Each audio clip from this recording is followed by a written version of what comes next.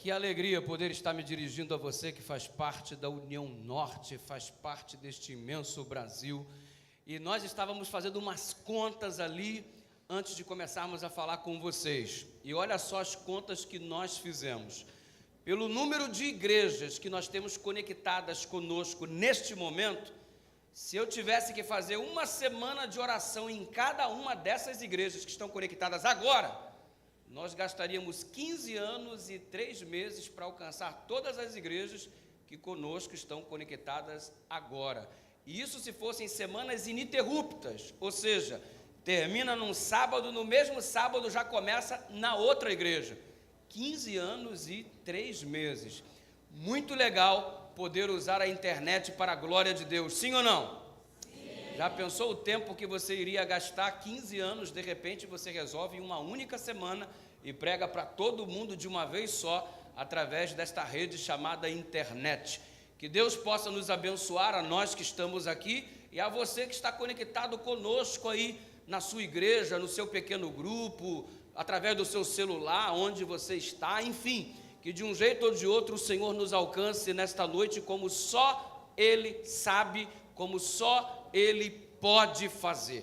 E eu já ouvi aí que no final do culto desta noite, nós vamos ter aí uma live, onde serão sorteados aí algumas camisetas Risete.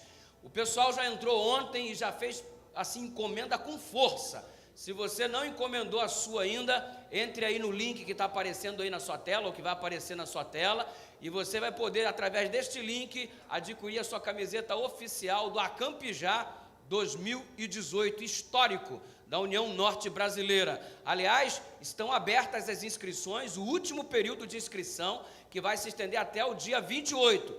Foi aberto hoje as inscrições, e ela se estenderá até o dia 28. Corre lá com a sua sociedade, faz a sua inscrição. O Jefferson Pilar estará presente, o Daniel Lidic, o Quarteto Arautos do Rei, a Laura Morena, a Roberta Spitaletti, o pastor Odailson Fonseca, o pastor Rafael Santos, o líder mundial dos jovens, o pastor Gary, enfim, um super time para termos o maior evento para a juventude da história da União Norte Brasileira. Quem está fazendo planos para estar lá, parabéns. Quem ainda não fez estes planos, você tem até o dia 28, ok? E por falar no Jefferson Pilar, hoje é o cantor Jefferson Pilar. Amanhã ele estará conosco mais uma vez. E eu quero só dizer uma coisa, hoje você diz, o cantor Jefferson Pilar. Daqui a um tempo você vai ouvir o pastor Jefferson Pilar, amém, irmãos? Amém. Então, o varão tá indo se envolver aí, vai ser agora estudante de teologia, se Deus quiser, e daqui a pouco vai ser o pastor Jefferson Pilar, para a honra e glória de Jesus. Deus seja louvado por isso. Vamos à palavra, vamos abrir a palavra do Senhor. Estamos aí estudando a vida do Moisés. A cada reunião estamos estudando a vida do Moisés, como Deus deu um reset na vida do Moisés. E esta noite, nesta reunião, não vai ser diferente. Abra a Bíblia no livro de Êxodo, no capítulo 2. Êxodo capítulo 2, vamos continuar a nossa história, hoje a leitura a partir do verso 9, Êxodo capítulo 2, nós faremos a leitura do verso 9 até o verso 15, em nome de Jesus. Quem crê que a palavra de Deus não volta vazia e tem bênçãos para você nesta reunião, em nome do Senhor Jesus, diga amém. Amém. Então, para a pessoa que está do seu lado com convicção, diga, Deus vai abençoar você. Para a mesma pessoa, diga, então se liga na palavra. Quem está ligado aí no 220, fala amém. Amém. É isso aí, Êxodo capítulo 2, verso 9. Se você quer uma dica para achar mais rápido, é o segundo livro da Bíblia, ok? Segundo livro da Bíblia aí, versículo 9 até o versículo 15. Se você achou, dá um sinal de joia, Gente, eu falava aí sobre a bênção da internet, olha só. Ontem à noite, pela internet, eu já marquei mais pelo menos uns 4 batismos, amém? Pastor, decidi esta noite, vou ser batizada, e quando o senhor vier aqui na minha cidade, eu quero que o senhor faça o meu batismo. Agora eu tenho que passar num montão de cidade, irmão. Mas enfim, vai ser um trabalho assim prazeroso, maravilhoso. A gente já tem algumas escalas definidas para o longo do ano, e o pessoal, pastor, quando o senhor vier aqui eu quero ser batizado. Pastor, histórias lindas de gente voltando para a igreja, de gente que na reunião de ontem tomou decisão, foi à frente, e louvado seja o nome do Senhor por aquilo que ele está falando. Muito obrigado pelo recado que você enviou, pela sua decisão expressa através lá do Instagram, o recadinho que você mandou para mim lá no Instagram, PR Dudu.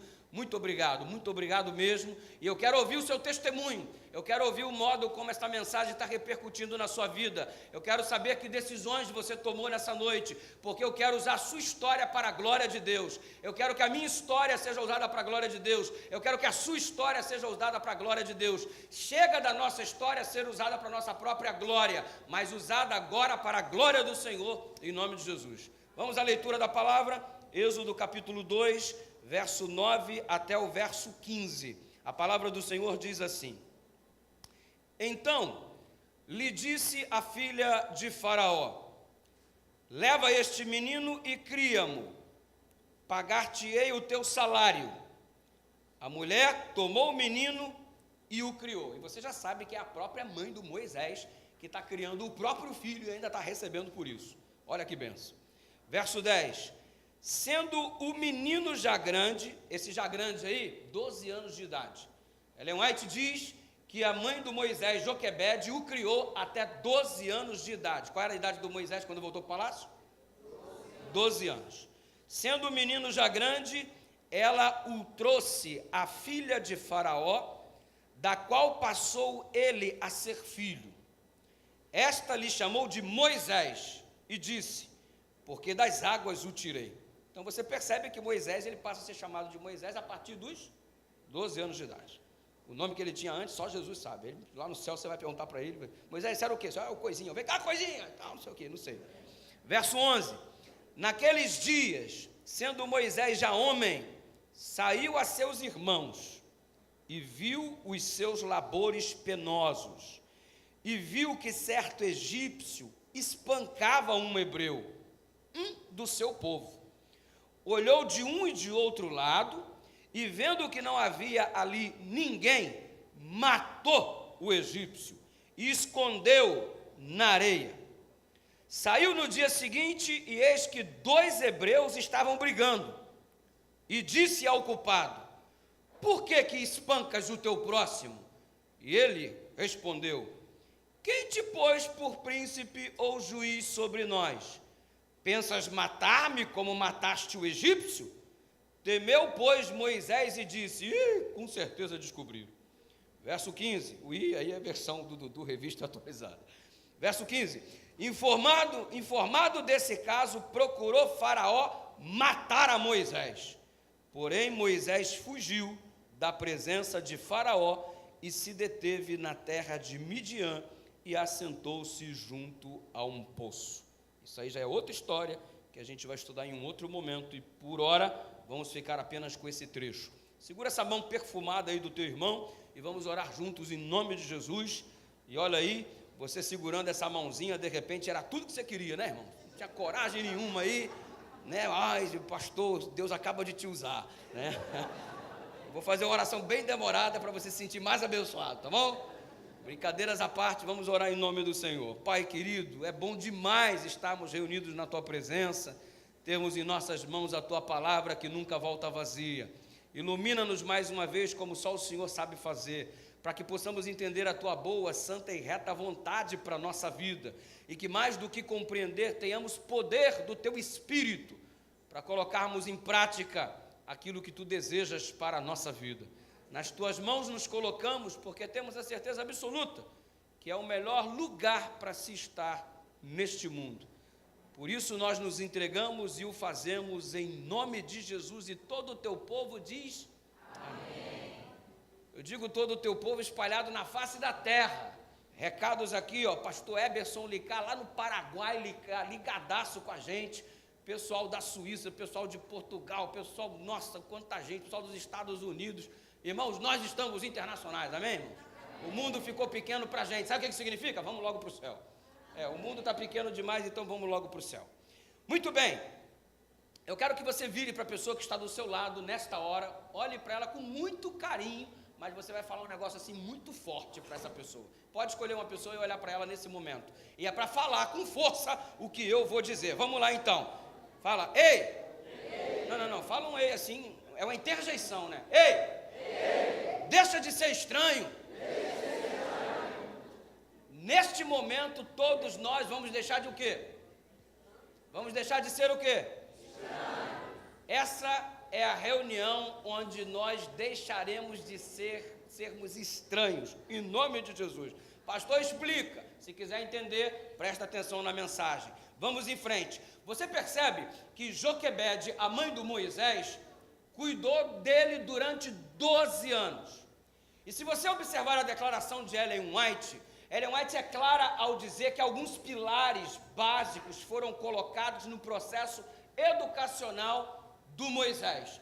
E que tipo de educação o Moisés recebeu vindo da parte de sua mãe? Ellen White cita que alguns pilares básicos a Joquebede colocou de modo enfático na educação do Moisés. Número 1, ela ensinou a Moisés acerca do temor a Deus, da necessidade que o jovem tem de ser temente a Deus. Uma mãe que ensina para o filho ser temente a Deus está dando a melhor de todos os tipos de educação que existem por aí.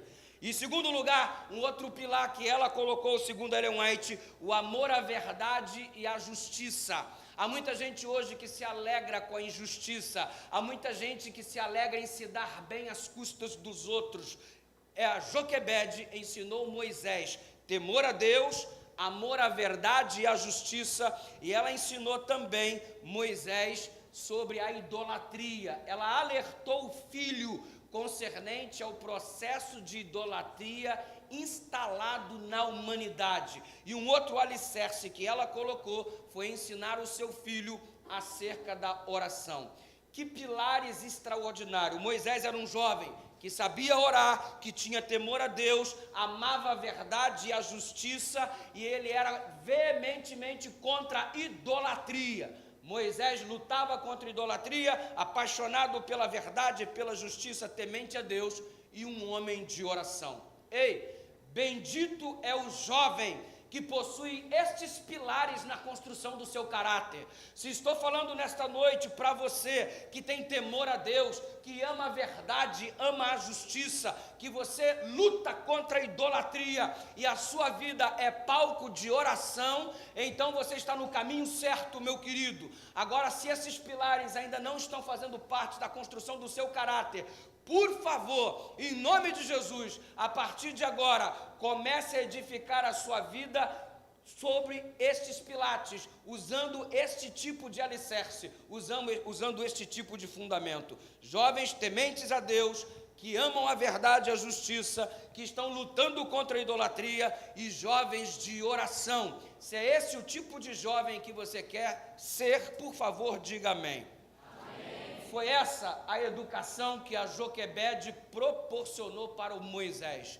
Bendito é o filho que tem uma mãe que se preocupa em proporcionar este tipo de formação, este tipo de educação, este tipo de alicerce. E sabe por que Joquebede ensinou Moisés acerca de oração? Porque ela era uma mãe que orava. Uma mãe de oração tem a capacidade de ensinar o seu filho a ser um filho de oração. E note, existem muitas coisas hoje em dia que não acontecem com a gente. Existe muito mal que não consegue nos alcançar por causa de uma ferramenta extraordinária chamada oração intercessora. O que é oração intercessora? É o ato de alguém que te ama clamar dia e noite a teu respeito junto a Deus. A todo instante tem alguém que ama você clamando por teu bem-estar junto ao Rei do Universo. E quer que eu te confesse uma coisa, com toda a sinceridade do meu coração? Você que está aí no mundo de pecado, você que está aí nas vias do mal, nas alamedas da perdição, andando de um lado para o outro e até hoje nada aconteceu contigo. As pessoas são assassinadas, as pessoas são roubadas, assaltadas, violentadas, e você está nesse caminho, mas até hoje nada aconteceu contigo.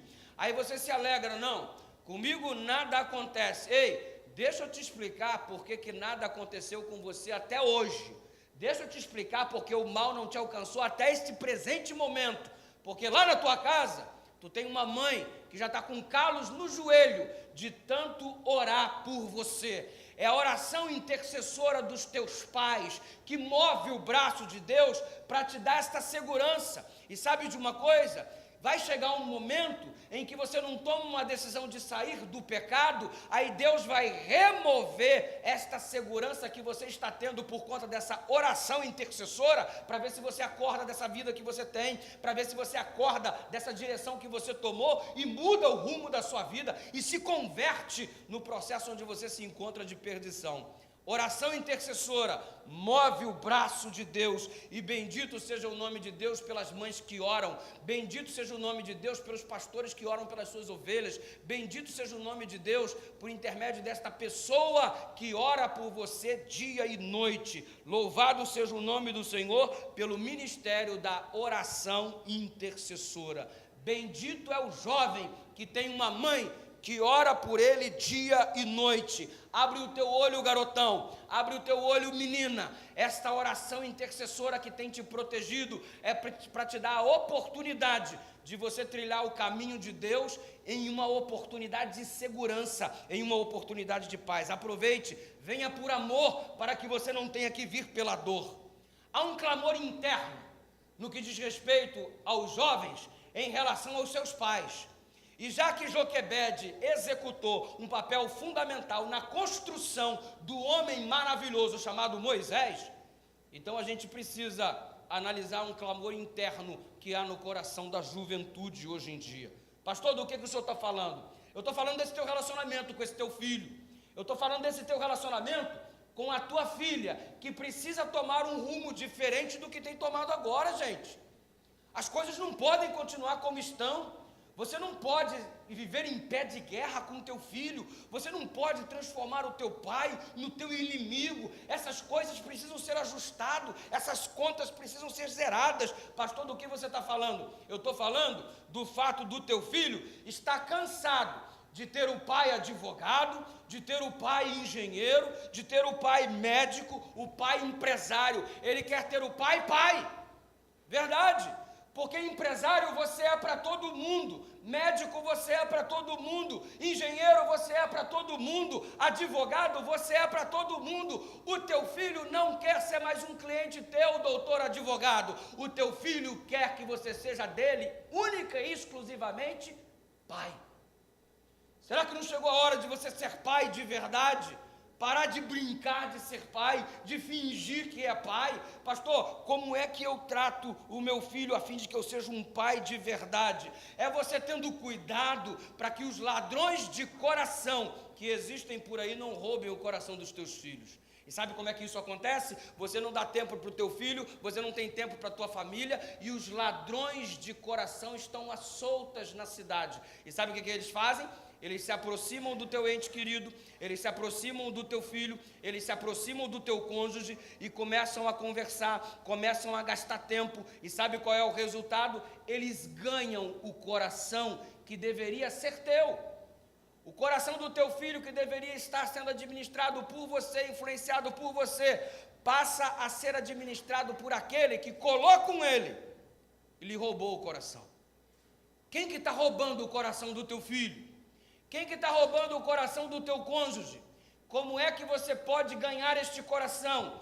Tem que gastar tempo ao lado desta pessoa. E há um clamor interno dentro de nós, jovens, desejosos estamos de que os nossos pais sejam donos do nosso coração, mas eles não estão conquistando o nosso coração, estão cada vez mais distantes.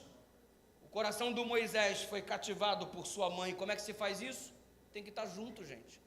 Ninguém ganha o coração de ninguém à distância. Coração é algo que a gente ganha estando junto. Como é que você vai ser dono do coração do teu filho se você não anda com ele? Como é que você vai ser dono do coração do seu cônjuge se você cada vez mais está distante dele ou dela? Cuidado com os ladrões de coração que estão por aí. Você não se aproxima mais do teu ente querido e eles se aproximam conquistando um território que devia ser seu. E eu sei que você é um pai que tem boa intenção. Aliás, eu não duvido da boa intenção de absolutamente ninguém. Você tem boa intenção. Você matricula o teu filho num curso de inglês, informática, natação, escolinha de futebol. coloca-o na escola adventista, você procura dar tudo do bom e do melhor. Sabe o que isso significa? Boa intenção. Você coloca até nome bíblico no teu filho. Isso é boa intenção. E por que você coloca um nome bíblico? Porque você tem o desejo que teu filho tenha um caráter semelhante a este personagem, que você usou o nome para qualificá-lo. Isso é boa intenção. Querido pai, ei, eu não duvido da sua boa intenção, mas eu quero te dizer uma coisa nessa noite, em nome de Jesus: boas intenções não são suficientes. Boas intenções não substituem a nossa responsabilidade de passar tempo junto, passar tempo ao lado. E quer saber de uma coisa?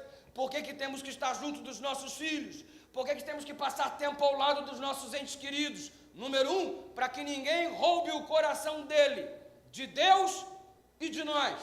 E número 2, porque somos nós que precisamos apresentar a repreensão necessária para que ele não se desvie do caminho. Sou eu que tenho que corrigir o meu filho. Eu não posso terceirizar isso para a escola. Eu não posso terceirizar isso para a igreja. Eu não posso terceirizar isso para a babá que eu contratei. Eu não posso terceirizar isso para a minha sogra, para a minha mãe. Eu não posso terceirizar isso para um amigo ou amiga. Eu preciso me responsabilizar. Sou eu que tenho que chamar a atenção dos meus filhos. E sabe de uma coisa? Existem muitos filhos que começam a acreditar. A gente às vezes acha que o jovem não gosta de ser repreendido por seus pais. Aliás, há muitos jovens que gostariam de ser repreendidos pelos seus pais e às vezes fazem até uma bobagem para ver se chamam a atenção, para ver se fazendo uma besteira, pelo menos o pai olha para ele e nota que ele existe, querendo apenas chamar a atenção. Se você chama a atenção do seu filho, é claro que ele vai se sentir envergonhado, é claro que ele não vai se sentir feliz, mas pelo menos ele sabe que você está preocupado com ele. Pior seria se ao fazer algo errado, você fingisse que nada estivesse acontecendo. Sabe o que isso significaria? Que o teu filho está achando que aquilo de errado que ele faz está sendo aprovado por você, porque você não se posiciona. Você acha até bonito. Estamos vivendo numa época em que os nossos filhos fazem coisas erradas e o pai começa a achar bonitinho. Ai, que coisa linda que ele fez. Você está aprovando a bobagem que o teu filho faz? Que tipo de monstrinho que você está construindo para devorar você? Que tipo de monstrinho que você está construindo para bater em você quando crescer? Lembra-te da declaração do Senhor no livro de Provérbios, no capítulo 3, no verso 12. O Senhor diz assim: porque o Senhor repreende aquele a quem ama, assim como o pai ao filho a quem quer bem. Você quer o bem do teu filho? É você que tem que repreendê-lo. Você quer o bem do teu filho? É você que tem que direcioná-lo. É você que tem que ser o primeiro a puxar a orelha. É você que tem que esquadrinhá-lo e colocá-lo na direção certa da vontade de Deus. Isso é responsabilidade nossa, dada por Deus. Se a Joquebede não ajusta a educação do Moisés, nós não teríamos o gigante chamado Moisés nas páginas da Bíblia, com a sua história estampada para a honra e glória de Deus. Não teríamos. Deus usou esta mulher para calibrar, para ajustar a caminhada deste jovem, e Deus espera usar você, pai, para calibrar e ajustar a caminhada do teu filho no caminho da direção da vontade de Deus. Não se omita. Nós teremos que apresentar diante de Deus, diante dele, a nossa responsabilidade, se estamos cumprindo exatamente isso. Aliás, quando a gente fala de educação religiosa, dos pais guiando os jovens no caminho do Senhor, a gente usa muito um texto conhecido de cor salteado. Provérbios capítulo 22, verso 6. Instrui a criança no caminho que deve, quando envelhecer, não se desviará dele. Tem alguns pais que ficam até meio deprimidos com esse verso, porque ao olharem para a realidade do filho hoje, percebem que o filho não está mais no caminho do Senhor. Ô pastor, o versículo não se cumpriu na minha vida, porque eu instruí o meu filho no caminho que ele deve andar, ele envelheceu e hoje ele está distante. Onde foi que eu errei, pastor? E a gente começa a viver um momento meio depressivo, acreditando que a razão do nosso filho hoje está distante dos caminhos de Deus. A culpa é nossa. E quantos pais eu já encontrei desorientados aí na igreja, que estão perturbadinhos, porque com tristeza estão olhando os filhos distantes do caminho de Deus, e eles estão arrasados, frustrados, acreditando que a culpa é deles. Filho, deixa eu te dizer uma coisa, põe uma coisa na tua cabeça, ô papai, põe uma coisa na tua cabeça, ô mamãe, você vai instruir o teu filho no caminho do Senhor, você vai ensinar tudo direitinho para ele, só que ele tem um negócio chamado livre-arbítrio. Quando ele adquirir uma idade, vai fazer as próprias escolhas e vai decidir se vai seguir o caminho que você orientou ou não. Isso se chama livre-arbítrio. Se ele não escolher aquilo que você ensinou, ele está exercendo aquilo que ele tem de chamado livre-arbítrio. É a escolha que ele fez. É triste? É. De repente não representa a vontade de Deus? Talvez não. Mas ele tem o direito de fazer as escolhas dele ou dela. E você não tem que se martirizar achando que a culpa é sua. É o exercício do livre-arbítrio. E aí você fica se punindo. E aí você fica choramingando pelos cantos, achando que a responsabilidade do teu filho estar distante dos caminhos do Senhor é tua. Talvez tenha sido por um erro ou por outro, mas via de regra, existe o livre-arbítrio, onde cada um faz a sua própria escolha em determinada época da vida. E agora eu quero que você raciocine comigo na seguinte direção. Judas traiu o Senhor Jesus, e eu quero te fazer uma pergunta. O Senhor Jesus errou em algum momento com Judas? Em algum momento o Senhor Jesus falhou com Judas? O educou de um modo errado, o discipulou de modo equivocado? Judas fez suas próprias escolhas, e isso não significa que Jesus errou com ele. Ei, o Adão fez uma escolha no jardim do Éden, por acaso Deus errou com ele? Óbvio que não. Ele exerceu o seu livre-arbítrio. E as pessoas fazem escolhas, e isso não significa necessariamente que você tenha errado no processo de formação ou de educação. Pare de se martirizar. E sabe qual que é a outra coisa? Às vezes, como educadores, nós erramos. Como pai, eu erro. Como mãe, de repente, você erra. E talvez venha à tona neste momento algum erro que no passado, em algum momento, nós cometemos. Somos humanos, somos falhos. Agora, sabe qual é o grande problema? Alguns pais cometem um erro no passado, e agora eles começam a acreditar que não tem mais moral para repreender o filho no presente. Quem sou eu para falar para o meu filho não se envolver com uma outra mulher se eu cometi adultério? Quem sou eu para falar para o meu filho não roubar se em algum momento eu desviei dinheiro de alguma coisa? Quem sou eu para falar para o meu filho não mentir, se em algum momento eu menti? Quem sou eu para falar para o meu filho não fazer traição, se eu sou indivíduo traíra pra caramba? Ei, a gente começa a acreditar que não tem mais moral para repreender alguém, porque no passado a gente cometeu algum tipo de erro. E aí você deixa o barco rolar, você não fala o que tem que falar, você não se posiciona como tem que se posicionar, porque o teu passado está te atormentando, e você acha que não tem moral mais para repreender o seu filho por causa do passado que te atormenta. Deixa eu te falar uma coisa em nome de Jesus nesse momento. Onde quer que você esteja me escutando agora, receba essa palavra da parte do Senhor.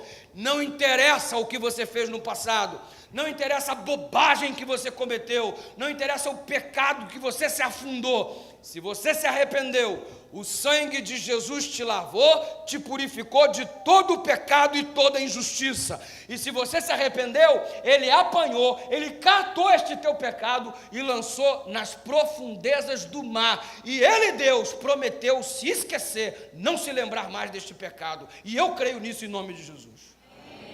Agora, se Deus me lavou, se Deus me perdoou, se eu sou uma nova criatura em Cristo Jesus, quem foi que disse que eu não tenho moral para colocar o meu filho na linha? Muito pelo contrário, renovado pelo Senhor, eu tenho autoridade para dizer a ele: olha, eu cometi um erro no passado, mas eu fui lavado e regenerado pelo sangue de Jesus, eu sou uma nova criatura em nome de Jesus, sofri pra caramba por causa do erro que cometi, e agora eu quero que você, meu filho, não sofra as bobagens que o seu pai no passado sofreu desnecessariamente. Por isso eu te digo, toma um caminho diferente em nome de Jesus. Deus está te dando autoridade, irmão. Apesar de no passado você ter errado, hoje Deus te enche de autoridade para você ser uma bênção nas mãos dele no processo educacional do seu filho em nome de Jesus. Não basta ter boa intenção, tem que ter posicionamento, tem que ter firmeza, tem que ter repreensão, tem que ter correção no momento certo, porque é assim que Deus faz com a gente. A gente erra e Deus não finge que não está vendo.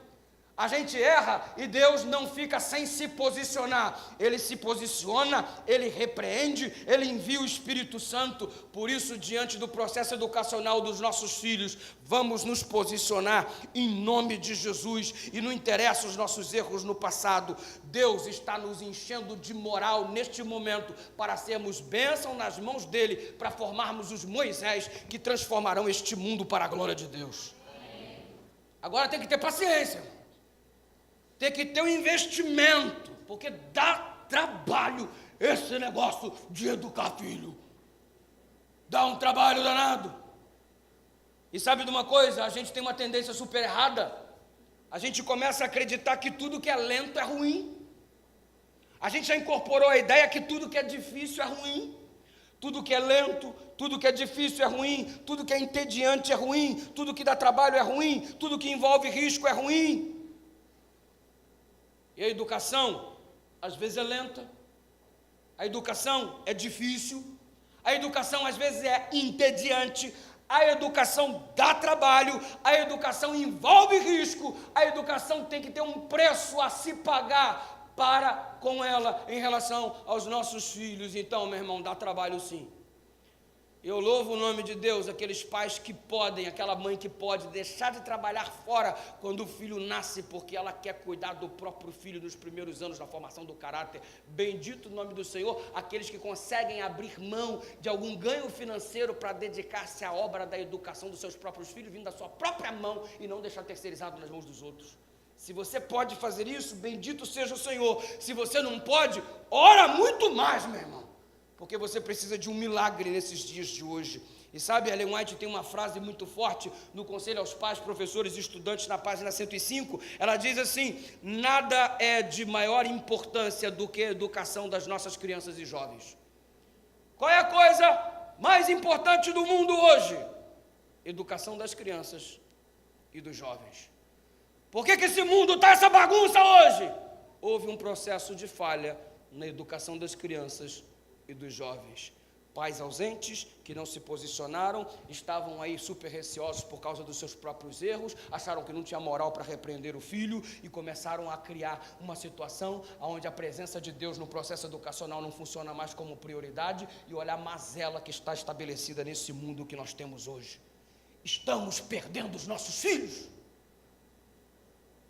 Não temos mais influência sobre eles.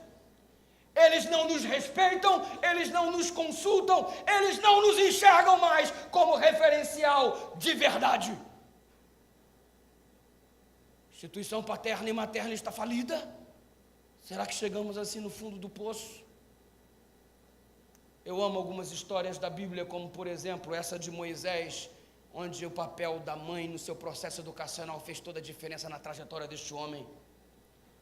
Eu amo a história do filho do Abraão, que lá no alto do Monte Moriá, quando o pai o comunica: deita aqui, filhinho, que papai vai cortar teu pescocinho. Deus mandou matar você. E um garotão de 17 anos de idade, todo fortinho, todo malhadinho. E aí virou para o pai: como é que é, pai? Deita aqui, papai vai cortar seu pescocinho. Vai, vira para o teu filho hoje de 17 anos e fala assim: deita aqui que papai vai te matar. Vai ver se ele deita. Vai lá. Uma mulher que não lava nenhuma louça, quanto mais se submeter a uma tortura. Hein? Ele virou para o pai e ele concordou. Por que que ele concordou? Porque ele entendeu que o pai era porta-voz de Deus. Ô pai, Deus te pediu isso? Pediu, filho, deita aqui que eu preciso matar você. Se Deus te pediu isso, pai, beleza, eu vou deitar. Se ele não quisesse, com 17 anos de idade, ele não se submeteria ao que o pai velho estava lhe pedindo. O pai não tinha força para obrigá-lo. Ele deita de livre e espontânea vontade. Sabe por quê? Porque ele enxergou Deus através do seu pai. Meu desejo para você neste momento, que teu filho enxergue Deus através de você.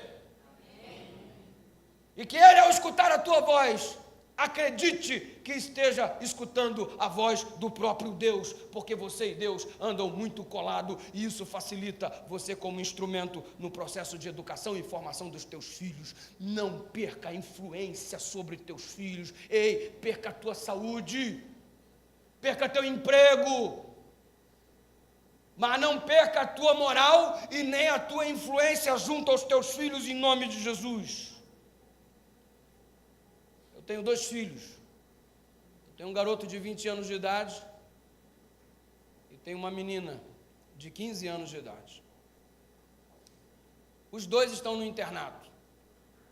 Um está distante estudando medicina e a outra está em São Paulo, no high school, fazendo lá o 2º grau, lá com ênfase em inglês, aquela coisa toda, quer sumir no mundo, quer ficar bem longe. Tudo que eu tinha que fazer eu já fiz. Eles estão agora caminhando com as próprias pernas. E sabe qual foi o meu grande temor quando o meu filho mais velho saiu de casa pela primeira vez? E eu orei com ele para que ele pudesse sair de casa no dia que eu estava o levando ao aeroporto. E eu orei, no meio da oração comecei a chorar. E ele, qual é, velho? Está chorando por quê?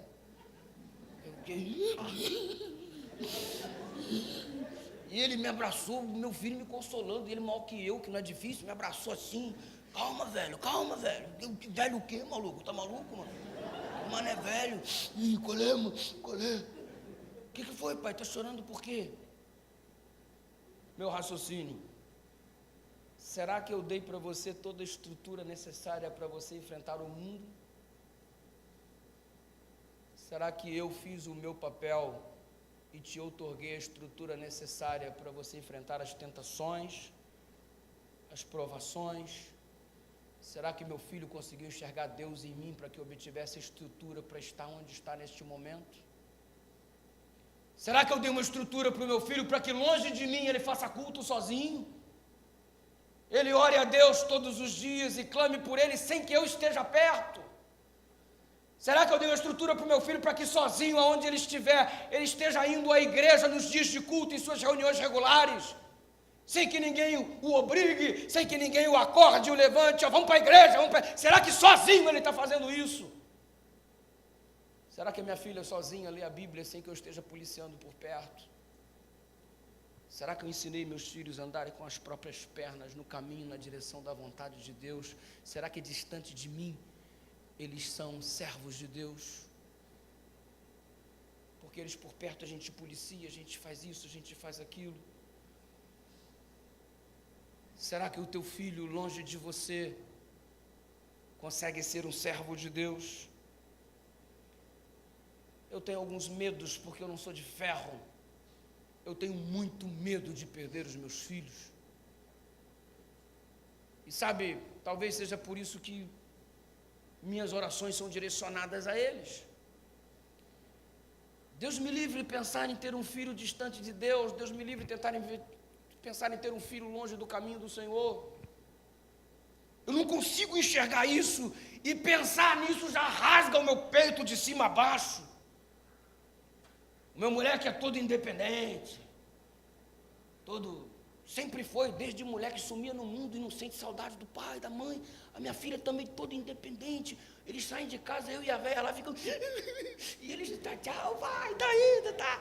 É só 6 meses, passa rápido. É que pode, cara. Eu fiz uma semana de oração. Recebi um convite muito legal, irmãos. Eu fui fazer uma semana de oração na Suíça, lá em Genebra, olha que bacana. Mas a igreja pagou só a minha passagem. A minha mulher ficou irada, mano. Cara, eu vou também, eu sou essencial na semana de oração. Mó problema, mano. E o ruim de você ir em um lugar legal assim, fazer semana de oração, é que tu tira a foto, né? Aí tu manda a foto e tu liga, né? Oi, amor, e aí, como é que tá, amor? Eu fui num lugar maravilhoso, sem mim. Aí ela fica triste porque você ficou num lugar legal, cara. Mulheres, né? Aí no outro dia eu liguei e ela, e aí, amor, como é que foi o dia? Foi horrível. Pensa num dia ruim, quero voltar logo pra casa. Ela, tomara que passe logo, você volte logo. Mulheres. Mas enfim, eu estou lá fazendo a semana de oração, a igreja me recebeu muito bem, uma igreja muito carinhosa, aproximadamente 200 membros lá na Suíça, Genebra. Lugar lindo, maravilhoso, tudo magnífico. E aí, no finalzinho da semana de oração, umas senhorinhas lá gostaram muito de mim. Ô, pastor, que bênção, semana de oração. E ela já acompanhava assim a gente pela internet, já tinha um monte de DVD da gente e tal, não sei o quê. E eu ia pregar, pastor, o senhor vai contar aquela história hoje e tal? A mulher já sabia minha história tudo, mano. Aí eu falei, filha, se eu engasgar, tu emenda aqui, tá? Conta aqui as histórias para mim.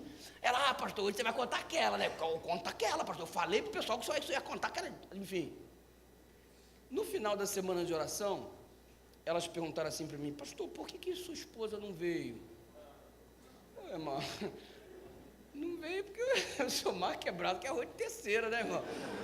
Comprou uma passagem, quase 4 mil reais e tal, não dá, a igreja pagou só a minha, é complicado para a igreja trazer a família também. Aí beleza, isso foi no meio da semana, chegou no final da semana, aí se juntou 3 e vieram falar assim comigo, pastor, a gente queria dar um presente para o senhor. Eu, sério? Sério. A gente não sabe se o senhor vai gostar, né? Irmão, qual que é o presente? Não, a gente queria convidar o senhor para vir passar o Natal aqui com a gente. Mas, irmã, como é que eu vou vir passar o Natal aqui, irmã? O Natal a gente passa com a família, né? Não, pastor, mas a gente não está pensando no senhor vir sem a sua família. Nós vamos dar de presente uma passagem para o senhor, para a sua esposa e para os seus 2 filhos passarem o Natal aqui com a gente. O senhor gostaria de aceitar? Eu não sei, irmã. Provação. E por algumas cargas d'água, em uma conversa ou outra, eu tinha soltado que o sonho da minha mulher era conhecer Paris. Ela falou assim, pastor, inclusive, além do senhor vir para cá com a sua família, o senhor também vai a Paris e a gente também vai levar o senhor para conhecer Portugal. O senhor gostaria? Olha, mano, não sei. Brother, o pessoal não me deu de presente e eu fui para a Suíça, e eu fui para a França, e eu fui para Portugal, e eu passei 15 dias, e o povo me deu comida, e o povo me deu viagem, e o povo... Mano! E pensa num duro tirando onda na Europa. Eu tava fácil, pastor endinheirado, sou mesmo. Porque os crentes não gostam da tua felicidade, né? O pessoal olha assim, ei, pastor, meu dízimo, teu dízimo não pagava nem passar de ônibus, irmão. Vacilão, e eu feliz da vida. Aí eu fui para a França e a gente foi dar um rolê no metrô. E o meu filho é todo independente, ele fala outro idioma com facilidade, é fluente e tal, não sei o quê. Aí eu falei, moleque, junto com a gente, vira e mexe, estava distante, eu, moleque, junto com a gente, aí vira e mexe, moleque, junto com a gente, moleque, together.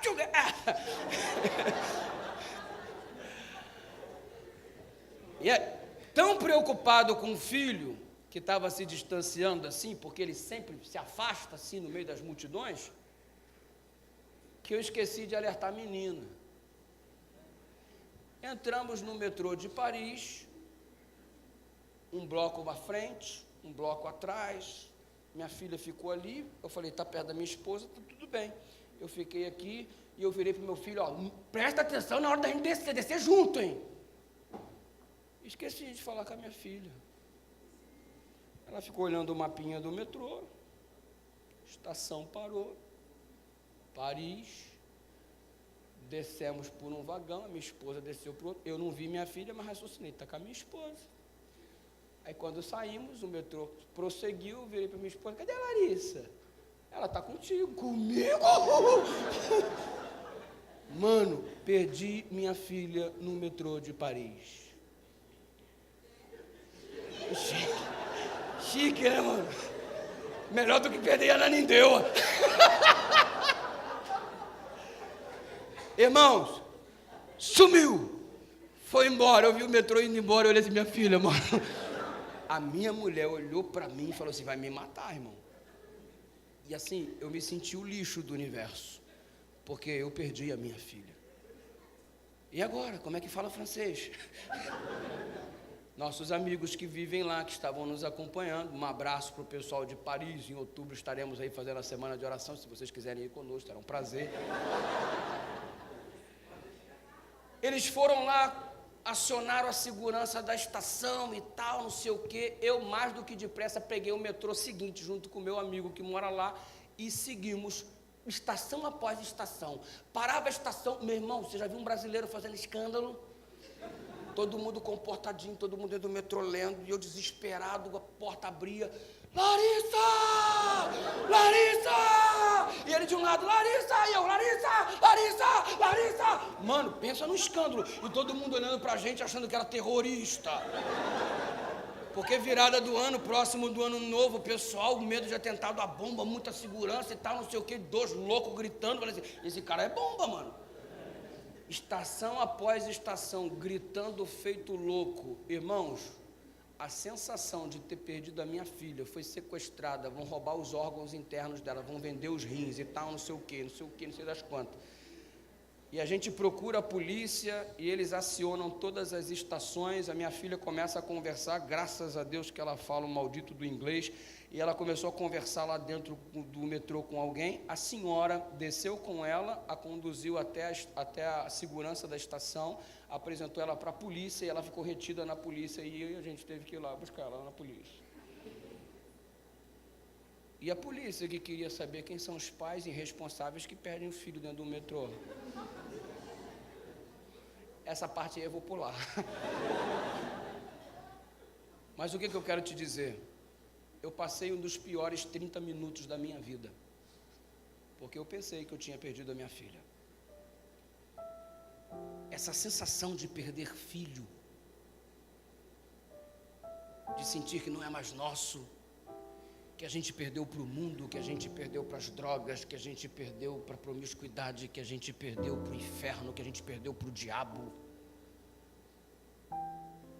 Por 30 minutos, eu experimentei o que sente um pai que hoje não tem mais o seu filho. A Joquebede trabalhou violentamente para que esse sentimento não dominasse o coração dela. Ela nunca queria ter a sensação de que estaria perdendo o Moisés para o Egito. Sensação que alguns pais hoje estão aterrorizados com isso, porque o teu filho está no Egito. E você está desesperado, porque esse sentimento é horroroso, isso é horroroso. Mas qual era a paz que existia no coração da Joquebede? Que ela tinha treinado o Moisés direitinho para enfrentar o Egito. E mesmo ela tendo treinado tão bem o Moisés, você viu o que aconteceu? Ele matou um egípcio. Ela educou Moisés e disse, presta atenção, filho, Deus vai te usar, você vai ser o libertador do povo da terra do Egito. E ele internalizou o negócio. Não, eu vou libertar o povo. No dia que ele viu o egípcio batendo no hebreu, ele disse, não, eu vou libertar o povo. E ele foi lá e resolveu do jeito dele. Deus queria que ele libertasse o povo, queria, mas não do jeito dele. Deus quer fazer um monte de coisa na sua vida, mas não é do seu jeito. A gente tem a mania de querer fazer as coisas que competem a Deus. Não é com a gente, é com Deus. Você precisa deixar Deus agir. Você não tem que fazer o que é para Deus fazer. Não entendi, pastor. Você lembra que Deus virou para o Jacó e disse: você vai ser pai de muitas nações, eu vou te dar a bênção, todos te servirão. Mas não, peraí, está errado isso, porque só se serve para quem é o primogênito. Quem é o primogênito? Então eu vou dar um jeito de arrumar essa primogenitura. E fez aquela bagunça com Esaú, e se aproveitou da fome do Esaú, e trocou a primogenitura por um prato de lentilha. Mas também que vacilão esse Esaú, lentilha, que é lentilha, irmão? Se eu estou com fome, me troca por um pastel, um açaí, lentilha. Mas enfim, detalhes à parte, ele manipulou as coisas. Deus tinha prometido, mas ele quis fazer do jeito dele. Deus está te prometendo um monte de coisa, e o que você faz? Quer fazer do teu jeito. Deus prometeu para o próprio Abraão que ele seria pai de uma multidão, e a mulher não dava filhos. Sara, estéril. Na ocasião chamava-se Sarai. O que ele fez? Juntou-se com uma concubina para resolver a coisa do jeito dele, e nasceu Ismael. Não esperou. Deus promete as coisas, mas a gente quer fazer do nosso jeito. Para de tentar fazer o que Deus tem que fazer. Entrega o teu caminho ao Senhor. Confia nele, que o mais ele. Você não tem que fazer o que é de Deus. Deixa Deus agir. E sabe de uma coisa? O Moisés recebeu a revelação de que ele seria o libertador, mas ele quis fazer o processo do jeito dele. Deus não mandou ele matar o egípcio, mas ele foi lá e matou. E se você o entrevistasse: Moisés, cara, por que tu fez isso? Não, porque eu não aceito a ideia de um irmão meu estar sendo maltratado. Eu fiz justiça. Oh, que bonito. E se você o interrogasse um pouco mais, de repente ele até soltaria uma frase que a galera geral está soltando hoje: cara, mas eu fiz por amor. Se eu errei porque eu amo. E quem foi que disse que o amor valida o erro? Já viu a galerinha que está nessa vibe hoje? O cara está casado, não amo mais a minha mulher. Apaixonei por outra, eu amo outra. Aí ele se relaciona com outro, entra no contexto do adultério, e ele acha que não tem problema, porque ele ama a sua amante. E por amar, isso joga o pecado na lata do lixo. Parece que hoje em dia o amor valida o erro. Que lindo! Que lindo. Então basta você amar, aí você pode fazer tudo quanto é besteira na vida, porque o amor valida o erro. Valida não, brother, porque você vai se perder com esse amor e tudo. Sabe por quê? Porque o fato de você amar o que é errado não significa que o errado passou a ser certo. Por amor ao meu povo eu matei o egípcio. Errou. Porque o nosso sentimento não valida o pecado como se ele fosse certo. O pecado sempre será pecado aos olhos de Deus. Ponha isso na sua cabeça. Ah, mas eu amo. Vai se perder. Porque o pecado não é validado pelo sentimento chamado amor. E sabe o que eu gosto nesse trecho da história do Moisés, e eu utilizo isso aqui para encerrar? É que ele fugiu, reconheceu que fez besteira, saiu voado, foi para a terra de Midian. Nossa, fiz tudo errado.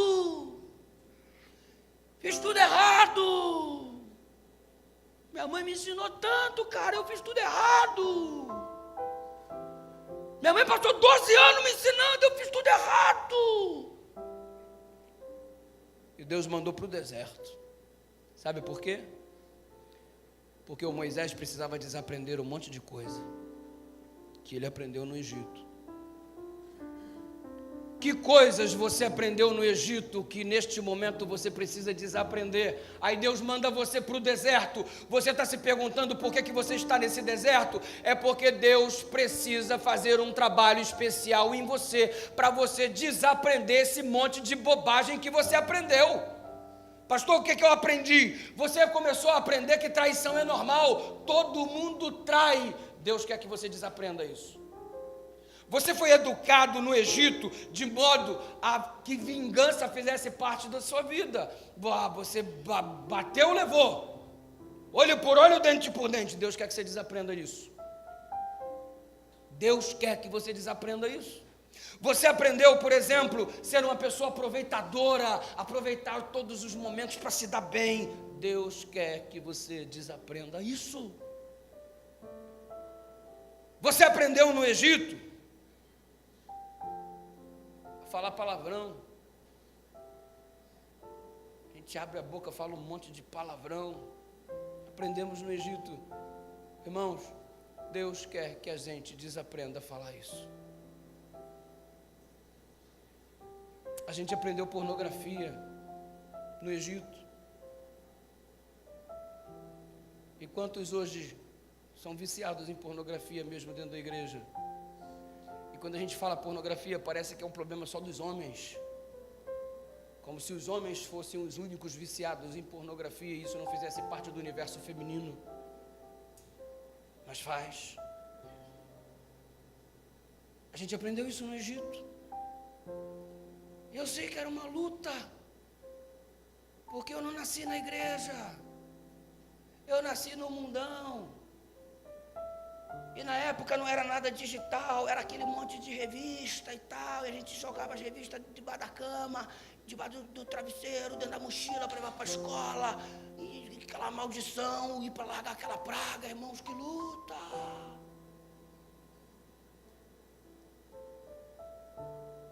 É esse tipo de coisa que a gente aprende no Egito. E Deus precisa mandar a gente para o deserto, para dar uma limpada na gente, para dar uma lavada na gente, para a gente desaprender muitas coisas que aprendemos junto ao pecado no Egito.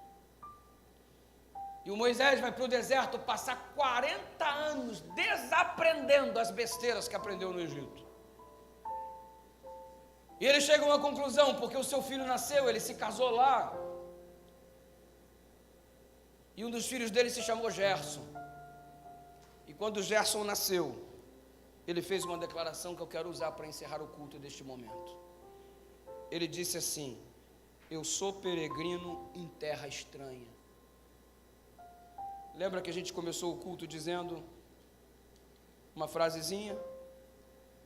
Você virou para a pessoa que está do seu lado e você declarou: deixa de ser estranho. O Moisés falou: eu sou peregrino numa terra estranha. Isso aqui é tudo estranho, porque é tudo diferente da vontade de Deus. Eu estou em Midian, é tudo estranho. Eu estou no Egito, é tudo estranho. E quando eu passo a me assemelhar ao Egito, quando eu passo a me assemelhar a essa terra, eu começo a ficar estranho também. E hoje eu sou um cara estranho, porque eu não estou identificado com Deus, eu estou identificado com o mundo. Eu sou esquisito. Eu estou todo alterado. Eu estou todo estranho. Eu não correspondo à vontade de Deus. Eu não estou construído segundo a vontade dele, eu sou construído segundo o Egito. Eu sou um cara estranho. Não devia, porque embora você esteja numa terra estranha, você não precisa ser estranho, porque o teu reino não é deste mundo. O teu reino é num outro lugar. E a gente está vivendo identificado com o mundo e consequentemente somos estranhos tanto quanto ele. A gente está com um filho todo estranho dentro de casa, um moleque que se tranca dentro do quarto, que fala muito pouco, um moleque viciado em internet, não tem diálogo, ele se relaciona com máquinas e não com pessoas, um apetite todo alterado, um comportamento estranho, uma saúde toda bagunçada, um sedentarismo tremendo. Antes a alegria dos moleques era ir para a rua e demoravam, ficavam tarde, até tarde, e nós implorávamos: entra para dentro de casa, menino! Hoje a alegria deles é ficar dentro de casa, ninguém quer sair para a rua, são tudo esquisito, tudo estranho. Casal estranho. É uns casamentos esquisitos. Um marido que não espera pela mulher, uma mulher que não espera pelo marido. Casais que não se beijam. Espaços amorosos tremendos, são casados, mas não se encontram na intimidade. Casais estranhos que não sorriem um para o outro, vivem sempre de cara fechada, uma comunicação pobre, um relacionamento do tanto faz. Ele pergunta alguma coisa, ela diz tanto faz, se você quiser tá bom, e você tanto faz também. Não há uma participação na administração das finanças, não há uma decisão mútua. Casais que falam mal um do outro. Ela se junta, mete o pau no marido, ele se junta com os amigos e esculacha a esposa. Que casal estranho, num mundo estranho, com gente esquisita. Filho estranho, casal estranho, religião esquisita. Religião estranha de gente que não se compromete, vem para a igreja só com fins sociais. Religião estranha de gente que vem para o culto, mas não gosta de culto. É uma tortura ficar no culto. É uma religião estranha de gente que não ora, não faz uso dessa ferramenta chamada oração, gente que não fala de Jesus. Tu é crente, tu é adventista, tu é cristão, tu está do lado de um monte de gente e você nunca abriu tua boca para falar do Deus que você crê. Que religião estranha que tu tem. Que religião esquisita que não é fiel a Deus nos dízimos, nas ofertas. Religião esquisita que critica a própria igreja. Você critica a própria igreja que você pertence. Se você taca pedra em você mesmo, o que farão os outros que não pertencem à sua comunidade? Como se não bastasse vivermos numa terra estranha, a gente começa a ser estranho também. E sabe qual é o reflexo disso? Quando eu me torno estranho, é porque eu estou longe de Deus. Eu estou parecido com o mundo e pouco parecido com Deus. Por isso eu estou ficando esquisito. Deixa de ser estranho. Como, pastor? Corre para os braços de Jesus, porque você vai ser parecido com Ele e você não vai ser mais estranho como este mundo dominado pelo pecado.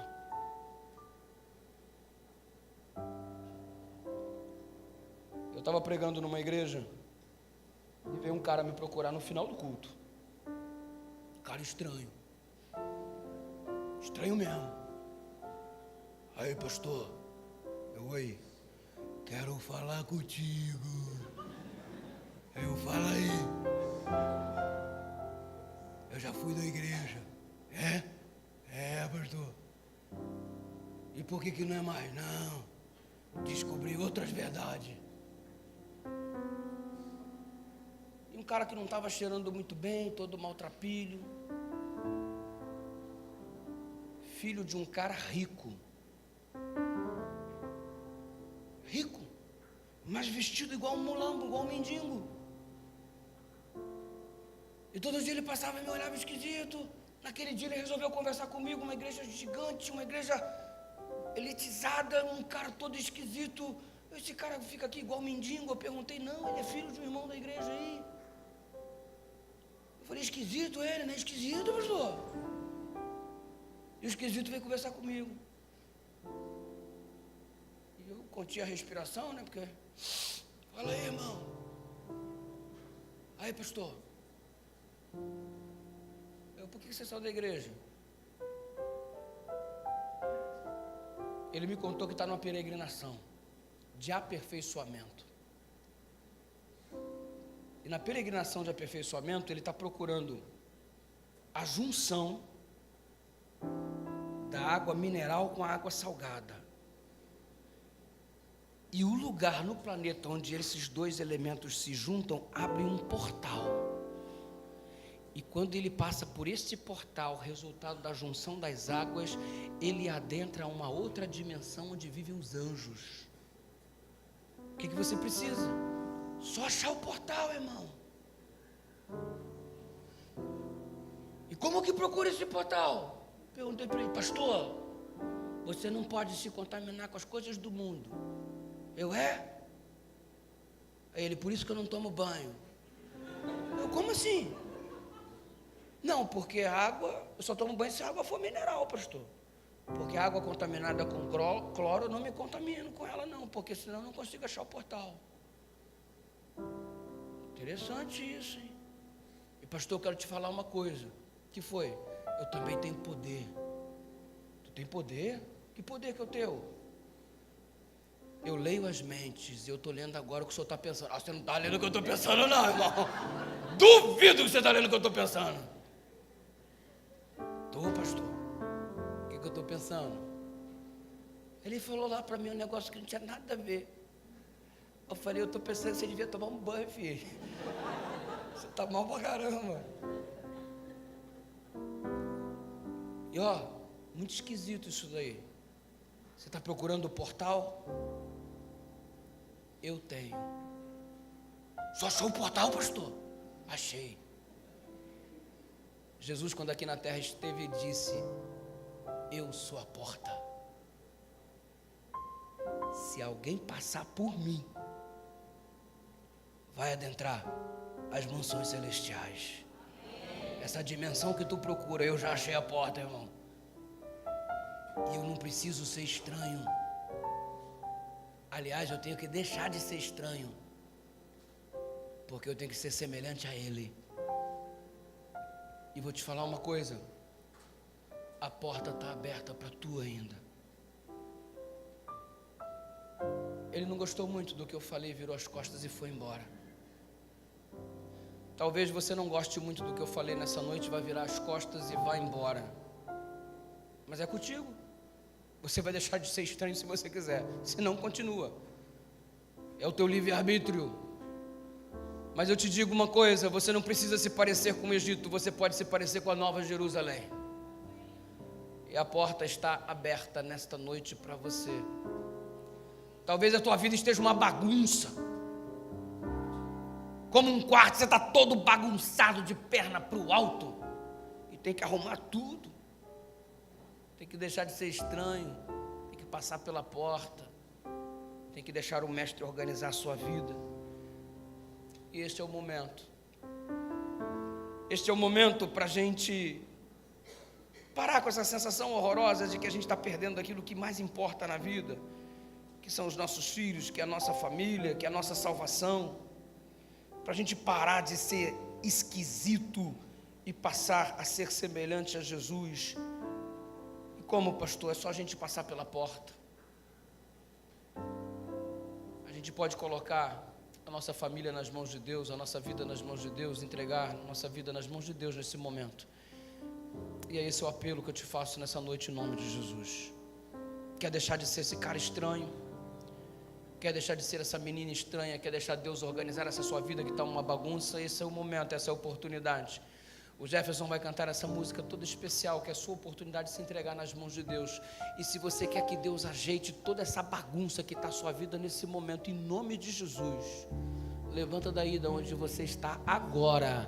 Ponha-se em pé na presença do Senhor, erga-se em nome de Jesus. Você que está aqui nessa comunidade também, se você quer que Deus ajeite a bagunça que está na sua vida, ponha-se em pé em nome do Senhor, erga-se em nome de Jesus. E o que você vai fazer aí no seu templo, na sua igreja, além de se colocar em pé? Quer que Deus ajeite essa bagunça? Caminhe um pouco à frente e vá até o altar do Senhor. O ancião da igreja vai te acompanhar, vai te receber, vai te abraçar. E a nossa atitude é simplesmente um clamor sincero, partindo do nosso coração para o trono de Deus, para dizer: Senhor, ajeita essa bagunça dessa minha vida estranha, porque agora eu quero ser parecido com o Senhor e não com o Egito. Levanta daí, caminhe em direção à tela. O teu ancião vai te receber, o líder da tua igreja vai te receber com um lindo abraço e contemplar a sua entrega para Jesus através dessa canção. Enquanto você escuta, levante e venha em nome do Senhor.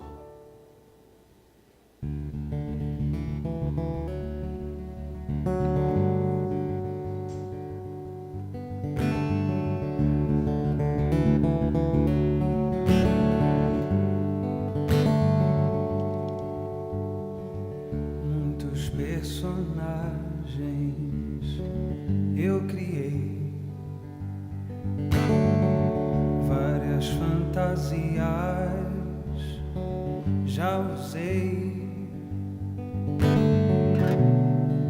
só pra ser aceito por todos. Me perdi de ti aos poucos.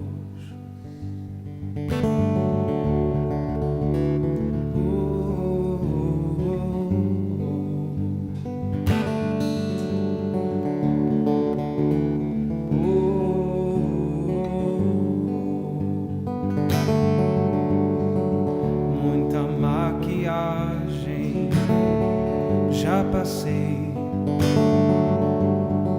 e o que sou agora já não sei. Tudo isso me afastou de ti, mas eu sei não te afastou de mim. Meu quarto está uma bagunça. Pode entrar, me arruma. Vem agora, abro a porta. Pode entrar, pode ficar. Vem agora, abro a porta. Vem reformar, me ajeitar, tirar a poeira.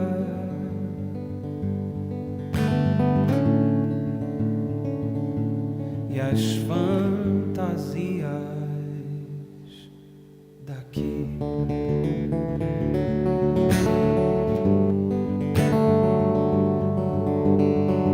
Muita maquiagem já passei,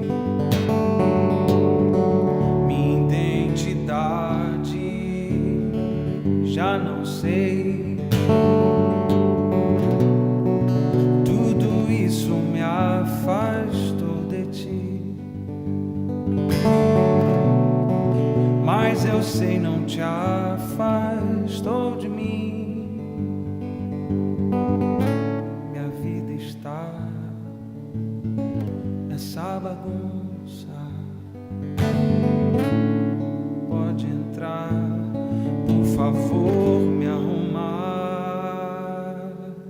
Vem agora, abro a porta. Pode entrar,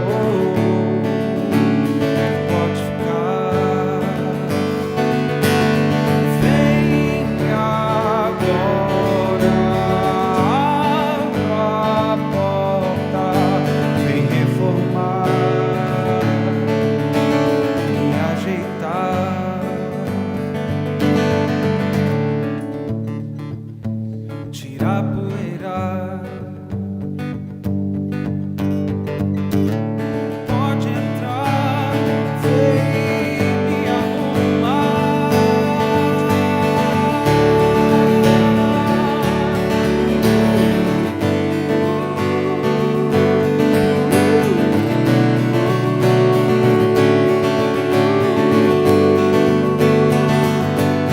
Vem me arrumar, estou uma bagunça.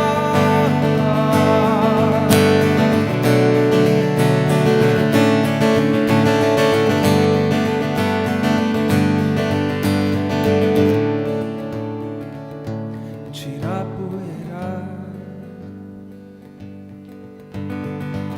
tira, Senhor, a estranheza. Não quero ser estranho, quero ser filho.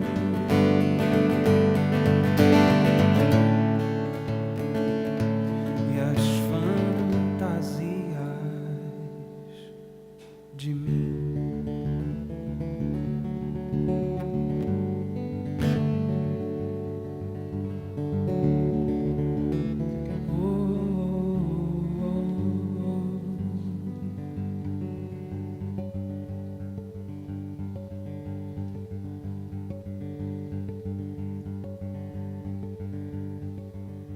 Vamos orar em nome do Senhor. Deus querido, de repente a gente não foi educado do jeito que deveria ter sido. Fomos submetidos a uma educação ineficiente porque ela não contou com temor ao Senhor, com amor à verdade e à justiça. Não fomos educados a orar e nem fomos alertados sobre a idolatria deste mundo egípcio. Nosso alicerce foi muito frágil.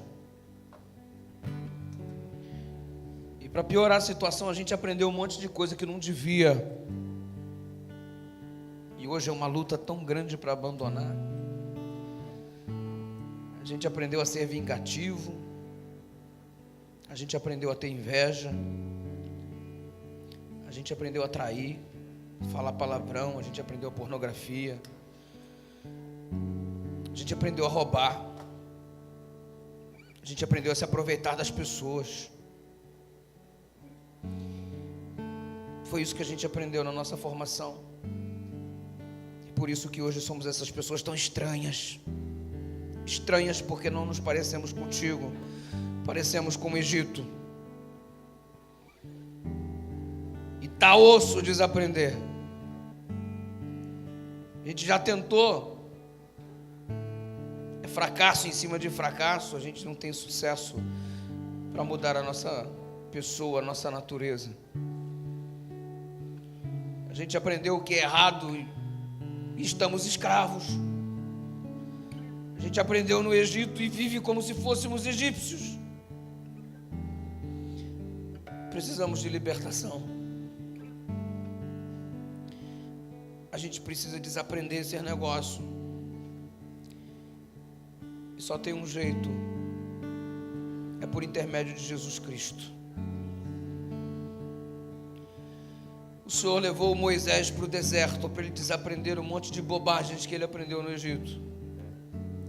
Se a gente tem que ir para o deserto para frequentar a escola da provação, para nos ver livres daquilo que não te agrada, que possamos com perseverança nos submetermos a esse processo de aprendizado, mas que no final possamos dizer: não sou eu mais quem vivo, mas Cristo vive em mim. Seja essa a realidade desse teu filho que está em pé na tua presença, em qualquer lugar deste Brasil ou do mundo. A gente se tornou essa pessoa estranha porque não estamos parecidos com o Senhor. Nós queremos que o Senhor transforme o nosso caráter, porque se estamos parecidos com o Egito, somos estranhos, mas se estamos parecidos com o Senhor, somos a tua imagem e tua semelhança. Se precisamos passar pela porta, é isso que estamos fazendo hoje. A porta está aberta para que a bagunça da nossa vida seja ajeitada, acertada, transformada. Então a gente passa por ela, que é Jesus, e rasga o nosso coração diante da tua presença para te receber, para te aceitar, para te confessar, para se entregar. Aceita a nossa entrega nessa noite, porque a gente não quer mais ser estranho. A gente quer ser igual ao Senhor. Filhos parecidos com o Pai. Em nome de Jesus. Amém. Dá um abraço no teu irmão e diga que você deixe de ser estranho em nome de Jesus. Amanhã, a partir das 19h30, estaremos juntos mais uma vez. Não sai daí não, fica conosco na live. Vai ter uma live com o pastor Tadeu e também o pastor Lucas. E o sorteio, além de ser uma camiseta, também você terá a alegria de ter 2 CDs do Jefferson Pilar sendo sorteado para aqueles que participarem da live. Mande sua mensagem, mande seu recado lá no nosso Instagram, @PRDudu. Tamo junto. Comenda sua camiseta Risete. Até amanhã, 19h30. Deus te abençoe e te dê uma noite de paz.